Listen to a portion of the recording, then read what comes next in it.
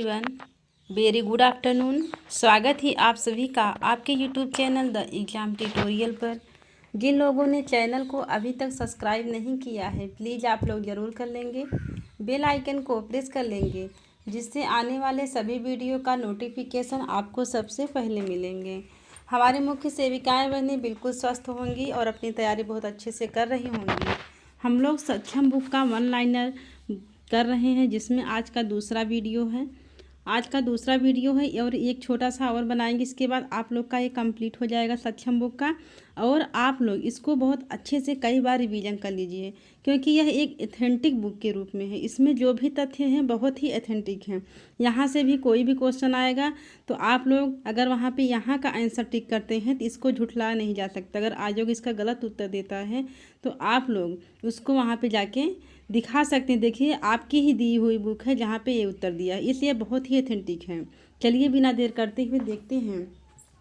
शिशु पोषण एवं बाल पोषण से संबंधित है कि जीवन के प्रथम 5 वर्ष के बच्चे के लिए अत्यंत महत्वपूर्ण होते हैं। जीवन का जो प्रथम वर्ष होता है, प्रथम वर्ष से 5 वर्ष का जो समय होता है, टाइम पीरियड होता है, बच्चे के लिए बहुत ही इम्पॉर्टेंट होता है। इनमें भी पहले 2 वर्ष के दौरान शिशु का शारीरिक व मानसिक विकास बहुत तीव्र गति से होता है, मतलब 0 से 2 वर्ष तक। इसके बाद नियोनेट किसे कहेंगे? नवजात शिशु। जन्म से 28 दिन तक की आयु का जो शिशु होता है वह नियोनेट कहलाता है। जन्म से 28 दिन का शिशु। यदि किसी कारणवश इस आयु में शिशु की डेथ हो जाती है तो उसे नियोनेटाल मर्टलिटी या नियोनेटल मोर्टेलिटी कहते हैं। जब अगर 28 दिन के अंदर शिशु की मृत्यु हो जाती है तो उसे नियोनेटल मोर्टेलिटी कहते हैं। और जन्म से 28 दिन तक की आयु का शिशु नवजात शिशु कहलाता है। आगे है इन्फेंट शिशु। 1 वर्ष तक की आयु का बच्चा, 1 वर्ष तक का जो शिशु होता है उसे इन्फेंट कहेंगे। बालक या चाइल्ड, उपर्युक्त तो दोनों आयु वर्ग शामिल होते हैं किसमें? चाइल्ड में। यह 5 वर्ष तक की आयु के बच्चों को चाइल्ड कहा जाता है और 5 वर्ष से कम आयु में होने वाली मृत्यु को चाइल्ड मोर्टेलिटी कहते हैं। जन्म के समय शिशु का वजन 3.2 से 3.3 kg होना चाहिए। और यदि बच्चे का वजन 2.5 kg से कम है तो कम वजन का बच्चा माना जाएगा। यदि 1.5 kg से कम है तो वह गंभीर कम वजन का बच्चा माना जाएगा। और समानतः सभी नवजात शिशुओं के जन्म के बाद पहले 2 से 3 दिन तक क्या होता है? 2 से 3 दिन तक वजन पहले घटता है। इसके बाद शिशु यह खोया हुआ वजन जन्म के 1 सप्ताह के अंदर पुनः प्राप्त कर लेता है। इसके बाद उसका भार प्रतिदिन 30 से 40 ग्राम की दर से बढ़ता है। यह बहुत ही इम्पॉर्टेंट है। यह जो तथ्य है यहाँ पे यह बहुत ही इम्पॉर्टेंट है। यानी जब शिशु जन्म लेता है तो 2 से 3 दिन तक शिशु का वजन घटता है, क्योंकि शिशु के शरीर में पानी रहता है तो वह सूखता है तो घटता है। इसके बाद जो वजन शिशु खोता है वह 1 हफ्ते के अंदर वह पुनः प्राप्त कर लेता है। इसके बाद बच्चे का वजन पर डे 30 से 40 ग्राम की दर से बढ़ता है। कितना? 30 से 40 ग्राम की दर से। बहुत ही इम्पॉर्टेंट है। आगे वजन में औसत वृद्धि। तब प्रति माह वजन में वृद्धि जन्म के समय 1 से 1.2 kg। जन्म के समय यानी जन्म के समय से लेकर 2 मंथ तक, मतलब 0 से 2 मंथ तक बच्चे का वजन जो होता है 1 से 1.2 kg तक बच्चा बढ़ता है। इसके बाद 3 से 4 माह में 600 ग्राम बढ़ता है और 5 से 6 माह में 400 ग्राम बढ़ता है और 7 से 3 वर्ष में बच्चा 200 ग्राम बढ़ता है। अगला है skin to skin contact. Skin to skin contact क्या है? शिशु को माता के सीने और पेट से चिपका कर रखें ताकि माँ के शरीर की गर्माहट जो है वह बच्चे को मिल सके। इस तकनीकी को ही कंगारू मदर केयर कहते हैं। एग्जाम में आ जाए कि कंगारू मदर केयर किसे कहते हैं? यही शिशु को माता के सीने से या माता की छाती पर चिपका के रखना ताकि बच्चे की गर्माहट बनी रहे। आगे है कंगारू मदर केयर के जो लाभ होते हैं, इससे बच्चे की इम्यूनिटी बढ़ती है और तापमान स्थिर रहता है। दिल की धड़कन सामान्य बनाए रखने में भी मदद करता है, स्तनपान में मदद करता है और दिमाग का विकास इससे अच्छा होता है और बच्चे के वजन वृद्धि में भी यह मदद करता है। आगे है नाल से संबंधित है। यह बहुत ही मतलब बहुत ही थोड़ा मतलब ऐसा रहता है कि नाल से संबंधित क्वेश्चन थोड़ा कन्फ्यूजन वाला रहता है, तो इसलिए इसको यहाँ देखिए कि नाल जो होता है वह जन्म के अधिकतम 3 मिनट के अंदर, कब, अधिकतम 3 मिनट के अंदर बांध देना चाहिए, या जब स्पंदन रुके तब, तो अधिकतम 3 मिनट है। अगर 3 मिनट ऑप्शन में नहीं दिया है तो वहाँ पे स्पंदन रुके तब। तो इस तकनीकी से नवजात शिशु को नाल के माध्यम से अत्यधिक रक्त प्राप्त करने व उनके आयरन भंडार को बढ़ाने में लाभदायक होता है। तो 3 मिनट के अंदर बांध देना चाहिए। और शिशु को 7 दिन के बाद ही नहलाना चाहिए। किसके अकॉर्डिंग है? सक्षम बुक के अकॉर्डिंग। अब WHO क्या कहता है? WHO कहता है कि 6 घंटे बाद नहला देना चाहिए। जो WHO कहता है कि 6 घंटे बाद नहलाना चाहिए, लेकिन सक्षम बुक कहता है 7 दिन बाद नहलाना चाहिए। यदि एग्जाम में क्वेश्चन आता है तो आप सक्षम बुक को ही फॉलो करेंगे। यदि 7 दिन नहीं दिया होगा तब आप WHO को लगाएंगे। यदि क्वेश्चन में पूछ ले WHO के अकॉर्डिंग, तब आप WHO के अकॉर्डिंग लगाएंगे। और कम से कम 6 से 7 बार बच्चे का पेशाब करना शिशु के लिए पर्याप्त मात्रा में आहार, माँ का दूध लेने का संकेत है। यानी बच्चे का पर्याप्त आहार हो रहा है, या कैसे आप लोग जानेंगे कि मतलब बच्चा कम से कम दिन में 6 से 7 बार पेशाब कर रहा है, तो बच्चा का जो आहार है वह पूर्ण आहार हो रहा है। अगला है हाइपोथर्मिया। हाइपोथर्मिया को क्या कहते हैं? ठंडे बुखार। शिशु के पैर व सिर हमेशा ढक कर रखा जाता है। क्यों? इसीलिए ढक के रखा जाता है कि बच्चे का सिर और पैर इस ढक के रखते हैं कि उसका तापमान कम ना हो।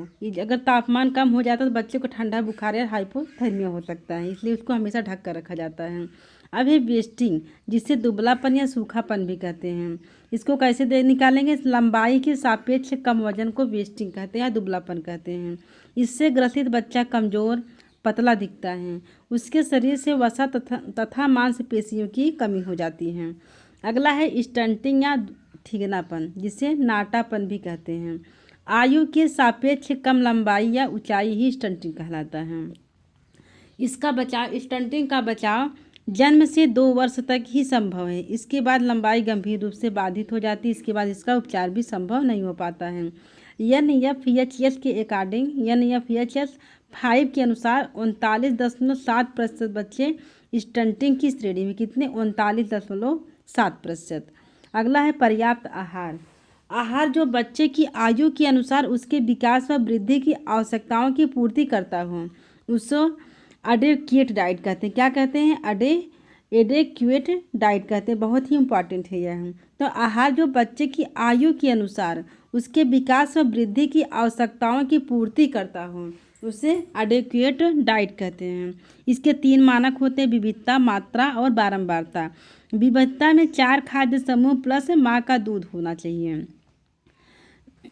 अब इसमें 8 प्रकार के खाद्य समूह के बारे में बताया गया है। मतलब 8 प्रकार के खाद्य समूह हैं, जिसमें से मांसाहारी भी है। तो इसमें से कम 5 तो प्राप्त होनी ही चाहिए। पहला है माँ का दूध, दूसरा अनाज व कंदमूल, तीसरा दालें व तिलहन, चौथा है दूध व दूध से बने खाद्य पदार्थ, मांसाहारी भोजन, अंडा, पीले व नारंगी फल एवं सब्जियां, अन्य फल व सब्जियां।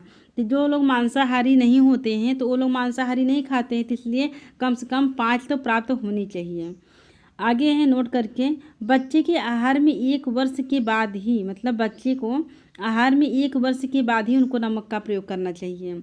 इसके बाद 2 वर्ष, पहले 2 वर्ष में बच्चे के खाने में चीनी व गुड़ का इस्तेमाल नहीं करना चाहिए। बहुत ही ध्यान देने वाली बात है कि बच्चे के आहार में, एक शिशु के आहार में शुरुआत में 1 वर्ष के अंदर उनको नमक बिल्कुल खिलाना नहीं चाहिए। इसके बाद 2 वर्ष में, 2 वर्ष तक के बच्चे को खाने में चीनी व गुड़ का इस्तेमाल नहीं करना चाहिए। अक्सर लोग दूध में थोड़ा चीनी डाल के पिलाते हैं, गुड़ डाल के पिलाते हैं, ये बहुत गलत बात है, ऐसा नहीं करना चाहिए। आगे है 6 से 8 माह में बच्चा अपने आप बैठने की कोशिश करने लगता है। कब? 6 से 8 माह में। 9 से 11 माह में बच्चा 1 से 2 शब्द अपनी मातृभाषा में बोलने का प्रयास भी करता है। अब है दिमाग का खाना किसे कहेंगे? पौष्टिक खाना या दिमाग का खाना। पोषक तत्वों से भरपूर और संक्रमण और रोग से बचाव। इसके स्रोत है दालें एवं फलियां, हरी साग सब्जियां, दूध, फल। शारीरिक व बौद्धिक विकास में बहुत सहायक होता है। आगे बीमारी के दौरान शिशु या बच्चे की देखभाल कैसे करेंगे? जैसे सर्दी या बुखार होने पर बच्चे का क्या टेम्परेचर बढ़ जाता है, ऐसी स्थिति में अत्यंत आवश्यक है माँ स्तनपान जारी रखें ताकि बच्चे को तरल पदार्थ या बच्चे की उम्र 6 माह से अधिक हो तो देते रहें। अगर 6 माह से कम है तो केवल बच्चे को माँ का दूध ही देना चाहिए। 2 वर्ष से कम बच्चे को निमोनिया की वैक्सीन जरूर लगाना चाहिए। और यदि बच्चा संयम या गंभीर अल्प वजन, बच्चे को आंगनवाड़ी कार्यकर्तियों द्वारा माह में 2 बार माह में 2 बार वजन करना अनिवार्य है। किनको? संयम या गंभीर अल्प वजन बच्चे को।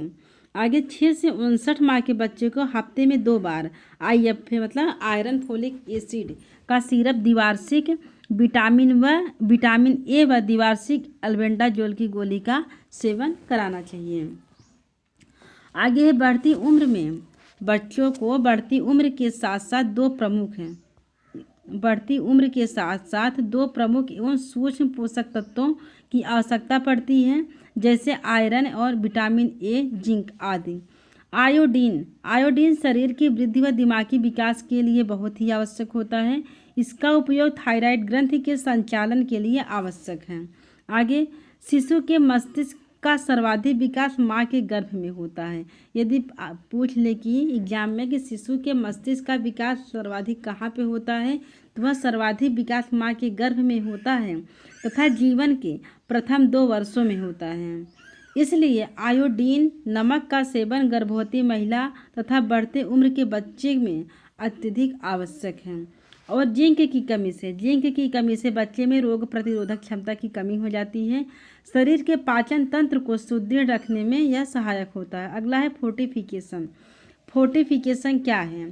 फूड फोर्टिफिकेशन अथवा खाद्य पौष्टिकीकरण ऐसी प्रक्रिया है जिसके माध्यम से समुदाय द्वारा दैनिक खाए जाने वाले खाद्य पदार्थों में विटामिन या खनिज जैसे आवश्यक सूक्ष्म तत्वों की मात्रा बढ़ाई जाती है ताकि इन खाद्य पदार्थों के पोषण मान में सुधार हो सके।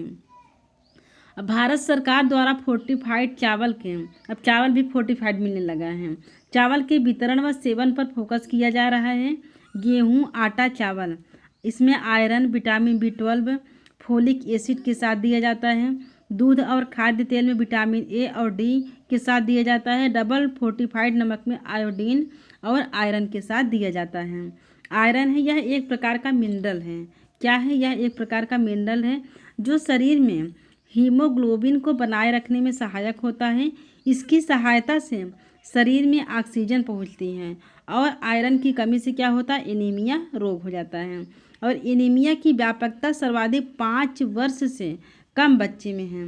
प्रदेश में लगभग 1/3 6 से 59 माह की आयु के बच्चे वर्ग एनीमिया से ग्रसित हैं। छोटे बच्चों में आयरन बौद्धिक विकास के लिए बहुत आवश्यक है। और बच्चे के लीवर में आयरन का स्टोरेज 4 से 5 माह तक ही होता है। जो बच्चे होते हैं उनके लीवर में आयरन का जो स्टोरेज होता है वह 4 से 6 माह तक ही होता है। एक वर्ष में 100 खुराक प्रति खुराक 1 ml आयरन सिरप देना चाहिए 1 वर्ष में। और सप्ताह में 2 बार 52 सप्ताह तक के लिए दिया जाता है। और बच्चे को खाना खाने के बाद 1 ml आयरन सिरप जरूर पिलाएं। और खाली पेट आयरन सिरप कभी ना पिलाएं, यानी खाली पेट नहीं पिलाना चाहिए। बच्चे को हमेशा खाना खिला के ही आयरन का सिरप पिलाना चाहिए। यदि तेज बुखार हो तो आयरन का सिरप पिलाना बंद कर देना चाहिए।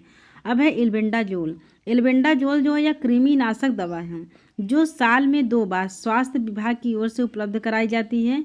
1 से 2 साल की आयु के बच्चों को 200 mg का डोज दिया जाता है। और वयस्कों और 2 साल से अधिक के जो बच्चे हैं उनको 400 mg का एल्बेंडाजोल का गोली दिया जाता है।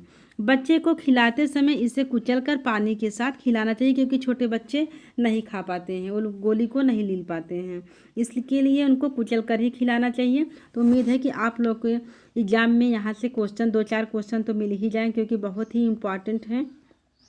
तो अब आप लोग अपनी तैयारी बहुत अच्छे से लगभग हो चुकी होगी, कर चुके होंगे, आपकी तैयारी एकदम धार पे होगी। बस एग्ज़ाम में जाएं, अच्छे से क्वेश्चन करके आएँ। तो इसको आप लोग कई बार रिवीजन कर लीजिएगा। और अगर आप लोग के पास समय हो तो इसको PDF भी निकलवा सकते हैं। निकलवा के आप लोग इसको कई बार रिवीजन कर लेंगे तो और अच्छे से तैयार हो जाएगा। तो चलिए, बहुत बहुत धन्यवाद, फिर मिलते हैं।